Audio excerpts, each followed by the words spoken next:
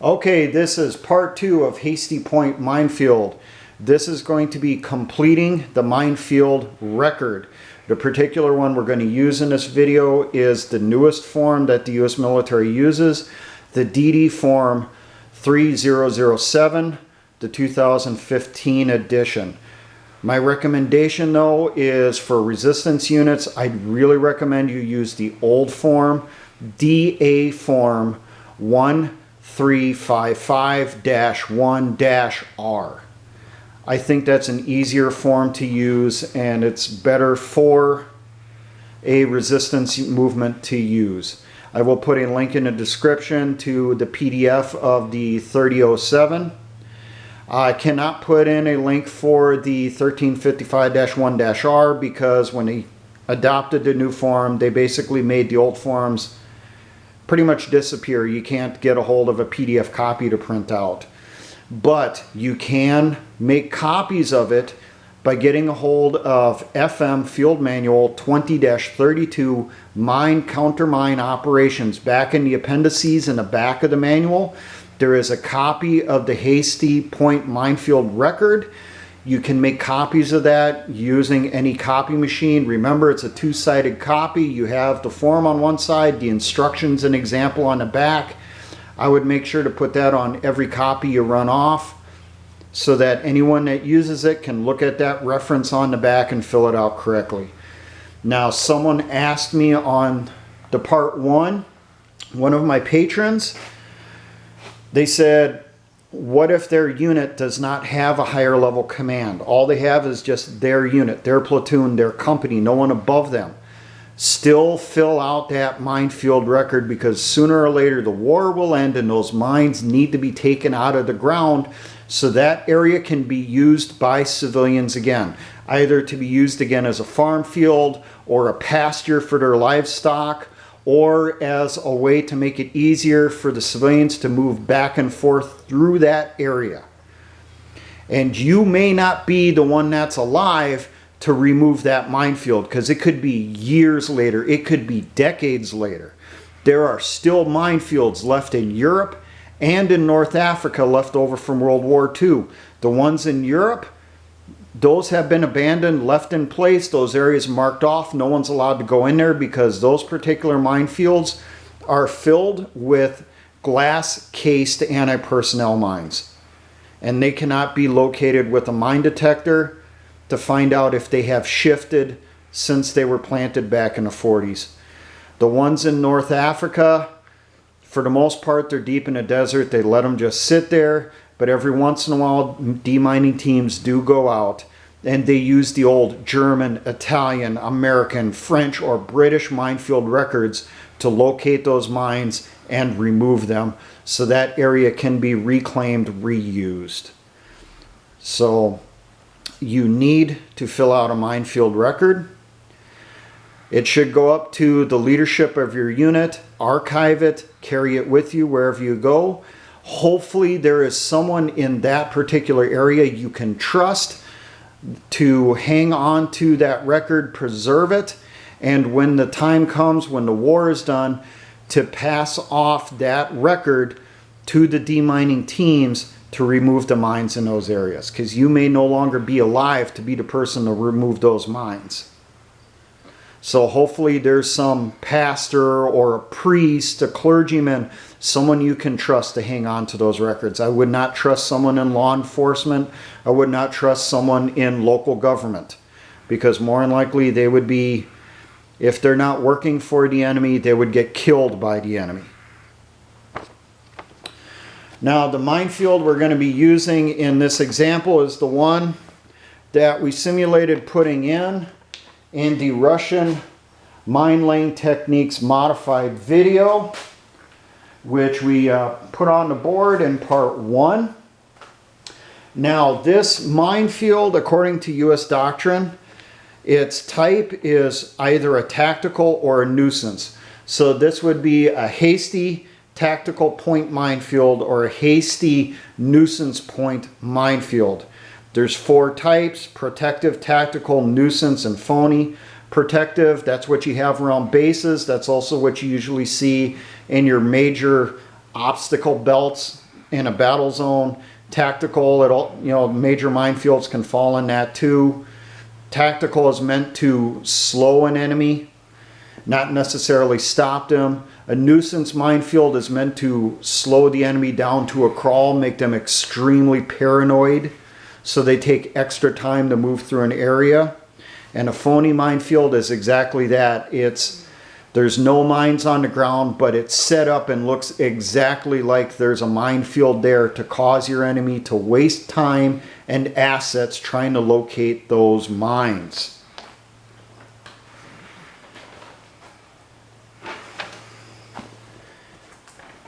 Now we do have here in our area that we're going to be writing a report on. This is going to be our landmark over here, a farmhouse. We're using the northeast corner of this farmhouse because that side of the board is north, this side of the board is west. That's the side the enemy is coming from. Even if this farmhouse is destroyed in the battle, we can potentially dig down, find the foundation, and find that corner and still use that as a landmark. Now, because our minefield is out of sight, it's greater than 50 meters away, we're going to have a reference point. And down here, we chose a huge stump located right down here as our reference point. So we shot our azimuth and distance to that reference point, and then we did the same to our end roll markers, first on our right side, and then we did the same to the end roll markers on the left side. The end roll markers can be pretty much anything that will assist you with locating where those mines are. It could be a big rock that's sunk down in the ground. It could be a stake pounded down flush into the ground. It could be a particular fence post, something. If you use a fence post, especially a wooden, I would recommend, marking it somehow, maybe carve it or something. Because your end row markers says where the start of each row is, where the end of each row is, and then you go off of that end row marker, pace and your distance and azimuth to each mine going all the way across to the other end.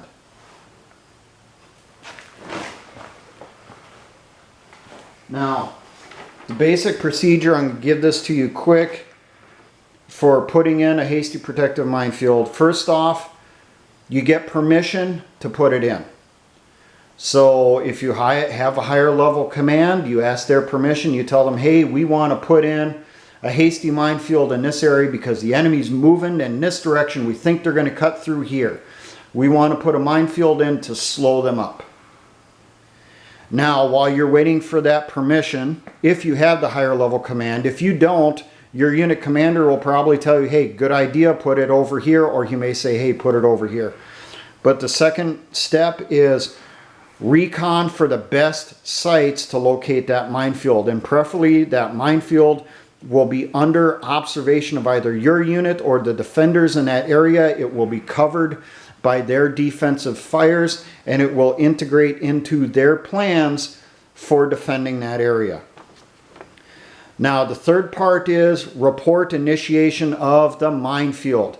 As soon as that first mine goes on the ground, that's when you call up to your command and say, hey, minefield is going in, and that gets annotated in their records. Even if you only get one mine on the ground and you get chased out of that area, they know that, hey, there is a quote-unquote active minefield there. Now, each row should be placed in an irregular pattern to make it difficult for the enemy's engineers to locate them. Now, step 4, while the mines are being laid out, the person in charge of that mine laying party is filling out the record, either the 3007 or I recommend the 1355-1-R. While that minefield record is being drawn up with all the information he has or she has, all the mines are on the ground. Step 5, you start arming those mines, going from the closest to the enemy back to friendly, like we did in the Russian mine laying techniques video. Step 6, once the last mine is armed, everyone is loaded up. They're loading up all the materials from that area, so no one's going to know the minefield's there if you don't want them to know.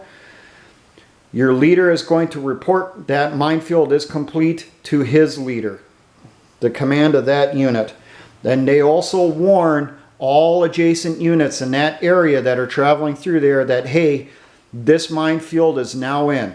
And you pass off a copy of that minefield record to the unit that's in charge of this area. They need to have a copy of the record. Now, step 7, you retain a copy of the minefield record for as long as your unit's in the area and that minefield is in the ground in that location. If you have to abandon that area, you get chased out of there, you know, archive that record with your unit. If you're a resistance unit, if you're in the U.S. military, you forward it to your higher command for them to archive. And as I said, if you're in a resistance unit, try to get a copy to someone you trust in that area to maintain that record for the future. Okay, here. Just grabbing my stuff here, because we're going to be filling out this report. I'm not going to read the instructions to you because in the practice runs we've done for this video, it just takes too damn long. So I'd rather just show you and explain some stuff to you. I should mention first, there is an equation for determining the scale to use on your minefield record. Now on the record we did, we've determined the equation you use is the distance from your reference point to the furthest point in your minefield plus 10 divided by 4, because there is 4 rings on your minefield record. We've determined we got 30 meters from here to here. We have 15 meters from Echo Road to Delta, 15 meters from Delta to Charlie. We have 15 meters from Charlie to Bravo, and because these are anti-tank, we can close them in. From Bravo to Alpha, it is 10 meters, but our front mine is approximately 5 meters ahead of the marker over here, so this is another 15 meters. We come up with a total of 90. Add our 10, which is 100, divide it by 4. Anyone, Bueller? You should come up with 25. If you did not come up with 25, do 25 push-ups right now while you're listening to the rest of the video.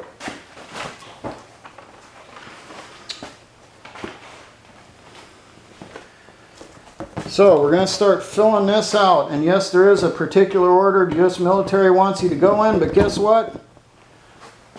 Go off of from top to bottom. First off, we need to put in an arrow here in the azimuth block. Where's the enemy located? Well, when our form is actually filled out, it's going to be like that. So our arrow for the enemy is going to be that direction. Now we need to fill out the identification block. The unit that we're portraying in this will still be the DPR Militia Sappers. I just got to sharpen the pencil quick because we did a few test runs on this and it didn't quite go right. So, okay, the unit, we call ourselves 42nd DPR Militia Sappers. It's hard to write it so far over to the side, so I know it's going to look messed up. Reference point. On that, we put in there what are we using as our reference point. So we would put in information, large tree stump,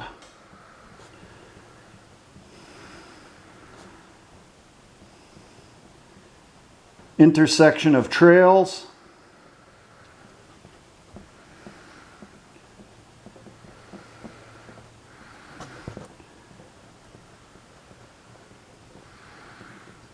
And then we would put in a 10-digit grid because that gets you down to within a few inches in theory.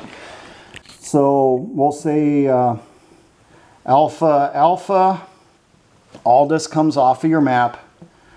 1, 2, 3, 4, 5, 6, 7, 8, 9, and 0. You would use the 10-digit grid for wherever you're actually at on the ground. I'm making this up for this video.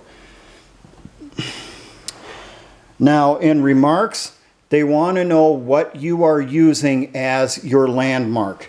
So you'd put on here, landmark.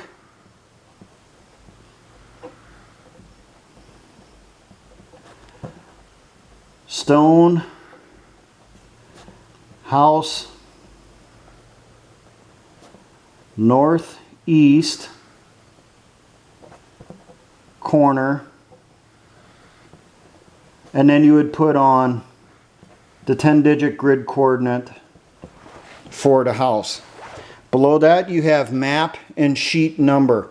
It's the information for that particular map, so people know what edition of the map to look at and what particular map sheet to look at, because things do shift on maps over time. Now, name of OIC, the person that's in charge of that laying party. So we'll say Tech Sergeant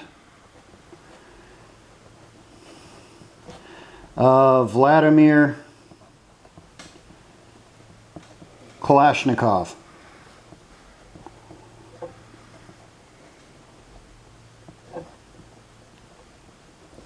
And then that person's signature when everything's done, and the time and date when everything's done. Now, we went through, we've already determined our scale. Each one of these rings is 2 centimeters, and the scale we are going to be using is each ring represents 25 meters. So 25 meters over here. Then we fill it out over here on the right hand side. 25, 50, 75, 100. And remember, you do it going backwards too. 25, 50, 75, 100. Now we're going to go through and we're going to fill out this in here as accurate of a representation as we can to what it looks like on the ground. So what I always did was I did kind of a sector sketch of the area to better orientate the person who uses that record to remove the mines. The actual example on the back of the sheet, if you look at it, there's nothing. It's just lines. It doesn't show you, okay, what's the terrain look like or anything like that. I used to always put that in. So the first thing I'm going to do, I'm going to best simulate the terrain as best I can and populate it as best I can with what I'm putting on here. Now remember, the very first thing you're going to put in here is the tree stump right here. So we would put RP for reference point, and the information is down here. And then we're going to locate where the landmark is, which is roughly over here.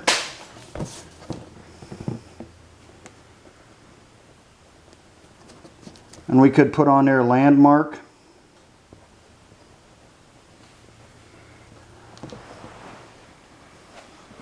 And then I would go through and put in the terrain as best as possible. Now we got 2 big batches of trees up here, forest, we got trail, we got farm field down here. So as best as possible, copy how it looks.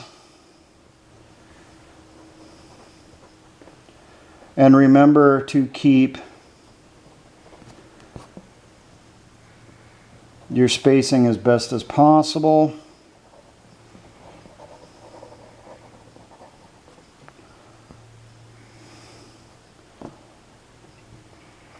I'm trying to freehand copy it off of the board here while I'm standing here.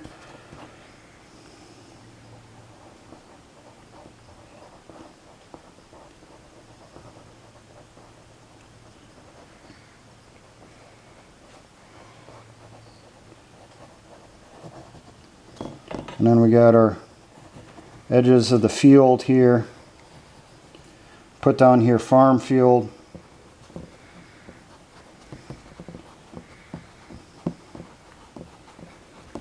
I screwed up a little bit up in here. Now the first copy I would always do, I would do in pencil, because you're always going to adjust things as you're doing your sketch. Because you'll find you'll screw something up. It happens. When you go through and do your copies for turning in, that's when you take your paper with the pencil markings on it, redo that in pen. That becomes your permanent record. Now we also have on here good identification. We have a fence. Starts about here. Goes to about here, and then down to here. You don't have to put every single fence post in there, but you want that on there. And yes, you would do it better using a straight edge. I'm freehanding it. And then you would put on here fence. If it's power lines, whatever it is, but you want to identify it as much as possible. So we got our edge of the field here.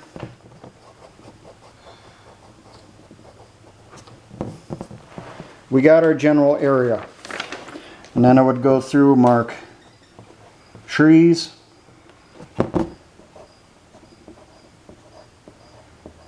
To better assist a person to write it out. Now I got my general sketch I did when I was up there, just freehanding it on a piece of paper, so to speak, but it's actually my copy from the last time we screwed up. Now we're going to go through and we're going to start putting in here our information. So first off, we need to go from our landmark to our landmark to our reference point. Have a straight edge.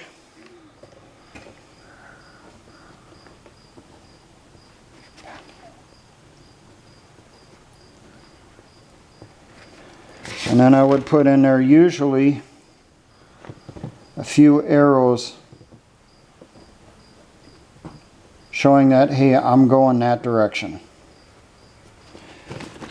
And then you would put in your information on it. The information I have is it is at going from the landmark to the reference point. We have 5 degrees, 100 meters. Now we're going to have to go in from our reference point and we're going to do our start and row markers, which are on the right side. We put in mines going from right to left, typically. So, according to our map, we went 30 degrees at 30 meters at 315 degrees. So, take your protractor, line it up.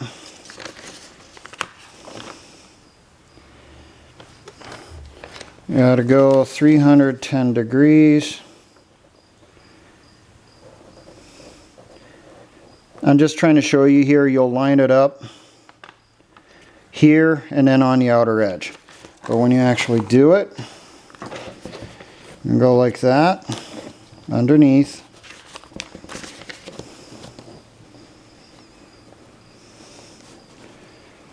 Find our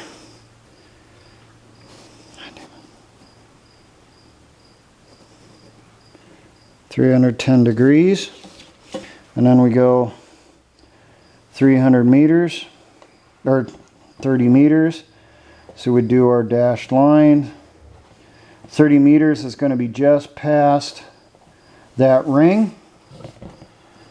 And then we would put a mark there. We put Echo 1, E1, and that is 30 meters, 310 degrees. Now our delta, we went 290 degrees, 15 meters. So, move our protractor and our edge here. Straighten it out as much as possible. Going 290 degrees, like so. 15 meters. Just short. Delta 1. 290 degrees. 15 meters. Our Charlie, we went 280 degrees, 15 meters. So once again, line it up. Put the center point of your protractor on there. 280 degrees. So roughly there. 15 meters. Mark Charlie 1. Information 280 degrees. 15 meters. Our Bravo 1 is 280 degrees, 15 meters. So on this one it's going to be easy. We just keep going. Roughly 15 meters. Bravo 1.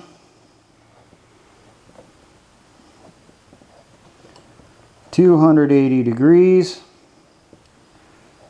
15 meters. Now our Alpha 1 is at 300 degrees, 10 meters. Get back up here.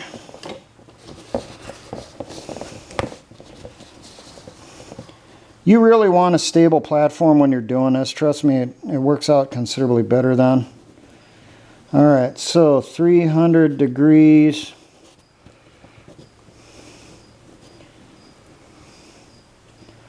So like so. 10 meters. Right here. Alpha 1. 300 degrees. 10 meters. And then we'll go through and do the same for on the other side, which I'm just going to freehand that for right now because I don't have it written up. So we have our Echo 2 is located here. And then we'll have our dashed lines coming up from there. And remember, I always added little arrows in there so you could see which direction going.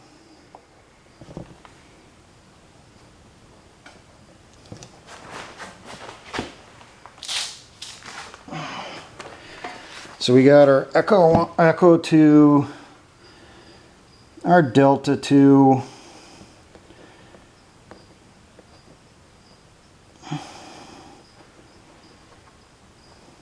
and I screwed that up.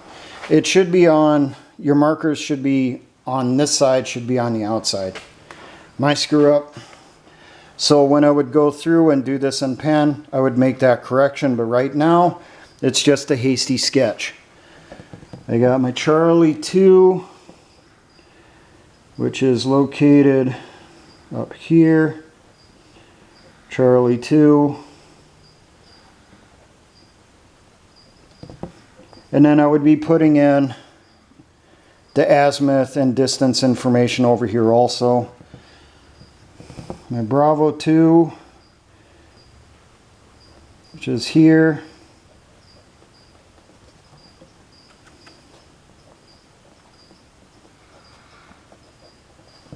My Alpha 2, which is located up here.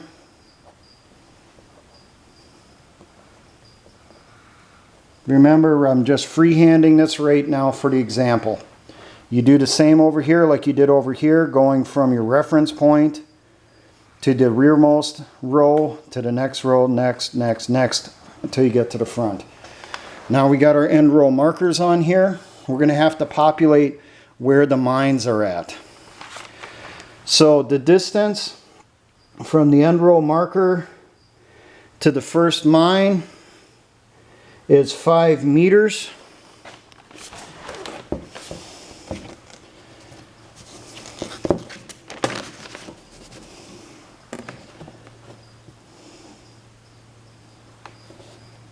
And it is roughly, if I get this put on right, it's hard to do it this way for the video, but we had roughly 200 degrees for 5 meters, and we put on there 200 degrees, 5 meters, and then we put a big circle on there for the first mine. Next mine, roughly 8 meters, and this one is going to be right up at the edge. So we would get our azimuth, line everything up like before. You get the idea. I'm probably going to freehand a lot of this stuff at this point. But we get our azimuth, line it up with their straight edge and the protractor.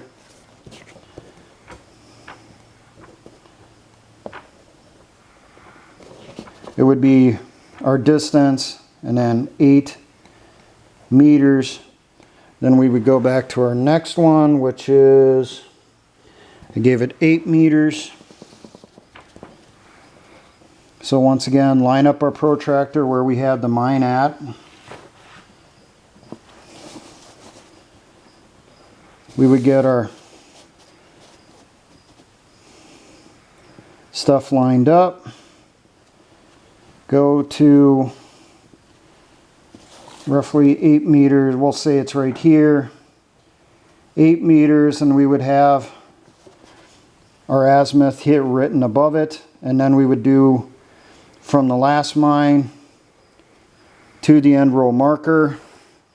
And that one I have a distance of 5 meters, and you would put the azimuth above.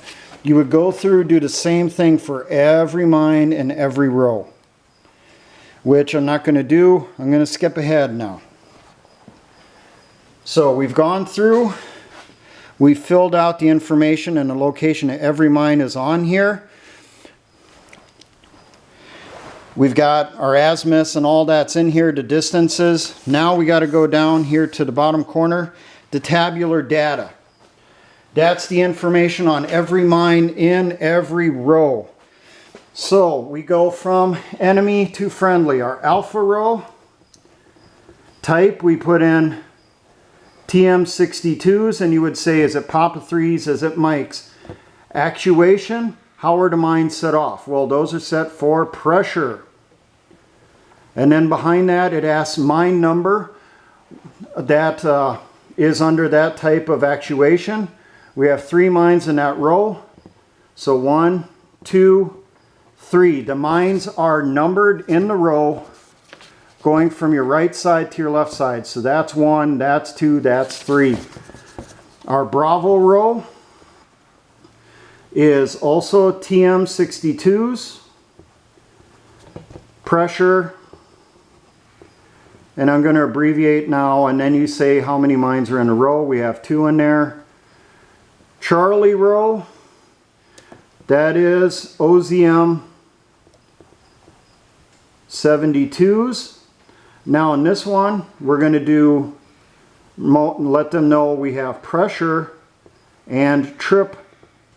I'm writing bigger than I would normally because I'd have to write it out, pressure and tripwire.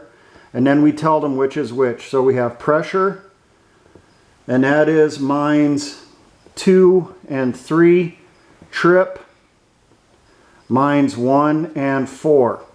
And then we do the same thing for delta, echo, filling out the same information for each row. Now down here in the remarks, that is where you're going to state what you used as your end row markers. You write that in there and you say Alpha 1, Bravo 1, Charlie 1, Delta 1, Echo 1. This is what the marker is. You know, Alpha 2, Bravo 2, so on and so forth. If you use the same type of item for each, you put that on there. You say all endo row markers are the following type of item.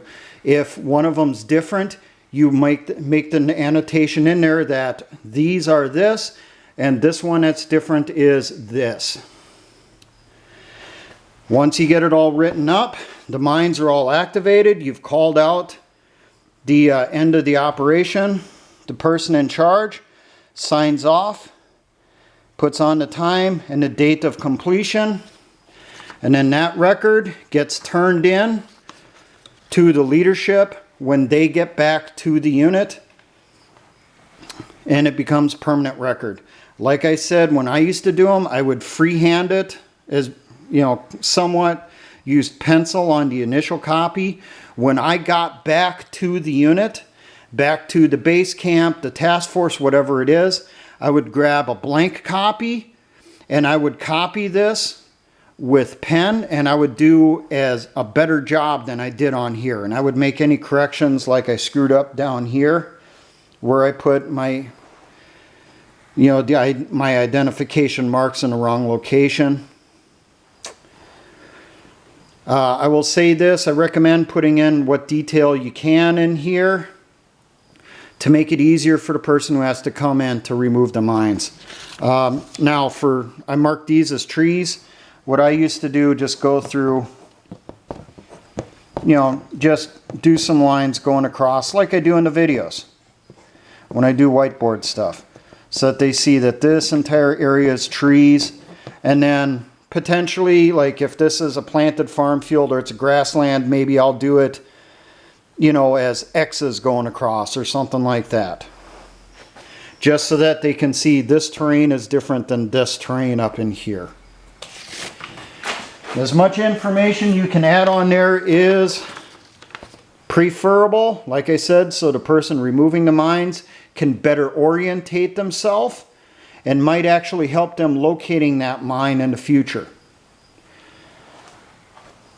Now there will be a part 3. The part 3 will be some tricks that a guerrilla can do with a point minefield to screw up that enemy. Now, for all my engineer brothers and the Patriot and Militia movements, always remember, essay-ons.